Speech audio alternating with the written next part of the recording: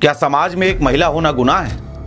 महिला रो दे तो कमजोर है, चुप हो जाए तो पत्थर दिल है, सबसे हंसकर बात कर ले तो कुलच्छणी है।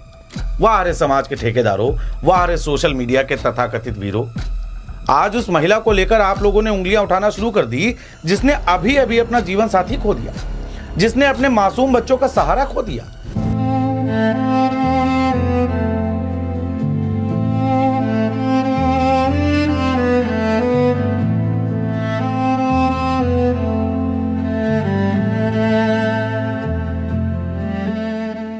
लेकिन इस संवेदनशील मौके पर भी समाज के तथाकथित ठेकेदार शुरू हो गए एक महिला पर उंगलियां उठाने। क्यों? क्योंकि सिर्फ राजनीतिक विचारधारा अलग थी।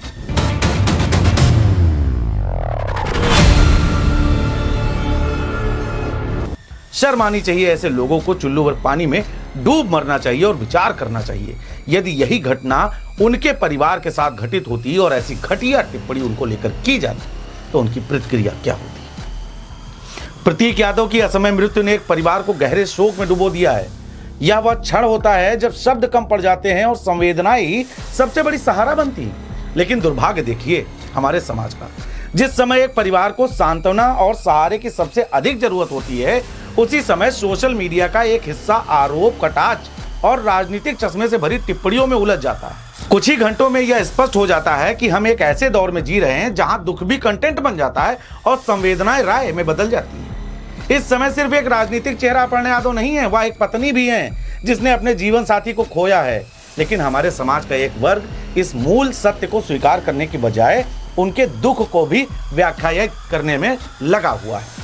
कोई उनके चेहरे के भावों को पढ़ने की कोशिश कर रहा है, कोई इनके व्यवहार को सामान्य या असामान्य घोषित कर रहा है, कोई उनके राजनीतिक संबंधों को इस व्यक्तिगत त्रासदी से जोड़कर एक अलग ही कहानी गढ़ने में लग गया है।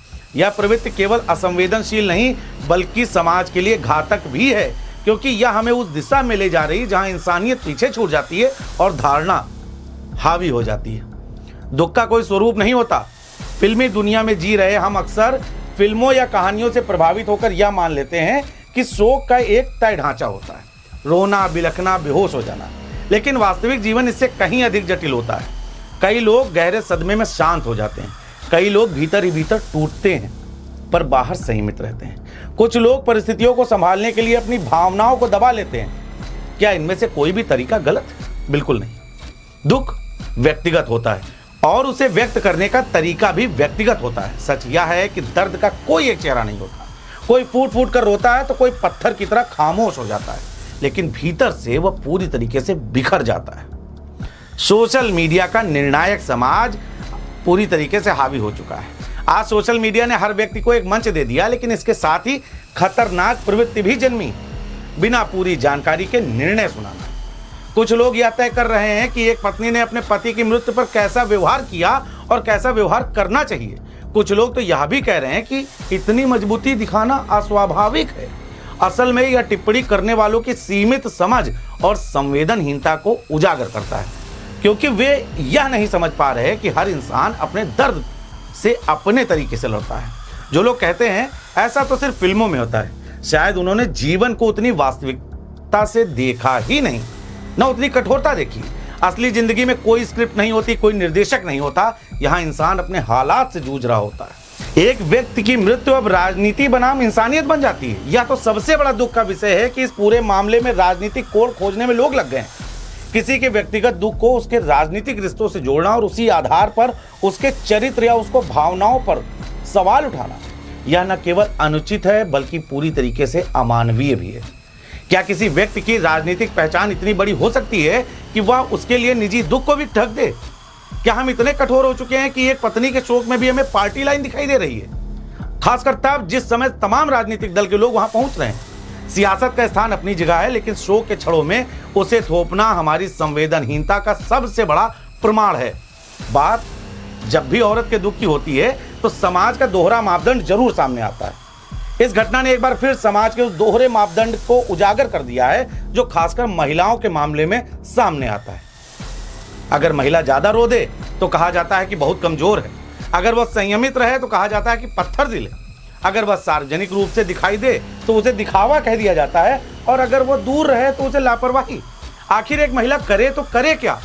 यह सवाल केवल अपर्णा यादव का नहीं है, बल्कि हर उस महिला का है जिसे समाज अपने तय मापदंडों में फिट करने की कोशिश करता है। और जो लोग इस वक्त भी एक विधवा महिला पर तंज कस रहे हैं, उन्हें यह समझना चाहिए कि वे सिर्फ एक व्यक्ति पर हमला नहीं कर रहे, बल्कि उस सोच को उजागर कर रहे हैं जहां औरत का दुख भी जजमेंट का विषय बन जाता है। इस पूरे विषय पर जिसकी सबसे ज्यादा आवश्यकता है वो है संवेदनशीलता। आज जरूरत इस बात की नहीं है कि हम विश्लेषण करें, बहस करें या निष्कर्ष निकालें। जरूरत है तो सिर्फ और सिर्फ संवेदनशील होने की, चुप रहने की और उस परिवार के दुख का सम्मान करने की, क्योंकि हर टिप्पणी, हर कटाक्ष, हर घाव उस घाव को और गहरा कर रहा है जो पहले से ही बहुत ताजा है। यह समय है हमें आईना देखने का। हमें खुद से एक सवाल पूछना चाहिए, अगर यही घटना हमारे घर में घटित होती, हमारे अपने किसी निजी के साथ होती, तो क्या हम भी ऐसे शब्दों का इस्तेमाल करते? अगर जवाब नहीं है तो फिर हमें दूसरों के लिए भी वही संवेदनशीलता दिखानी चाहिए जो हम अपने लिए सोचते हैं। खैर, अंत में तो यही कहा जा सकता है कि सियासत इंतजार कर सकती है, बहसें बाद में भी हो सकती हैं, लेकिन इंसानियत का कोई विकल्प नहीं होता। किसी के दुख को तमाशा बनाना आसान है, लेकिन उसे समझना यही असली मानवीयता है, यही असली धर्म है, यही असली संस्कार है। लेकिन ये संस्कार इस वक्त सोशल मीडिया पर और तमाम तथाकथित ठेकेदारों के चेहरे पर नहीं दिखाई पड़ रहे हैं। हमारा समाज कहां जा रहा है, किस दिशा में जा रहा है, किस ओर जा रहा है, इस पर हमें विचार करना होगा, क्योंकि इस तरीके की घटनाएं और इस तरीके की घटनाओं पर इस तरीके की दोयम दर्जे की टिप्पणियां हमारे आने वाले भविष्य को जरूर खराब कर रही हैं। यह विषय नहीं था कि इस पर खबर बनाई जाए, यह विषय नहीं था कि इस पर चर्चा की जाए, लेकिन इस विषय पर चर्चा करनी पड़ रही है क्योंकि आज सोशल मीडिया जैसे मंच पर किसी के चरित्र को निर्धारित किया जा रहा है, किसी की बात को, किसी के हाव भाव को पढ़ा जा रहा है और उसके ऊपर उस दुख की घड़ी में व्यक्तिगत टिप्पणी की जा रही है।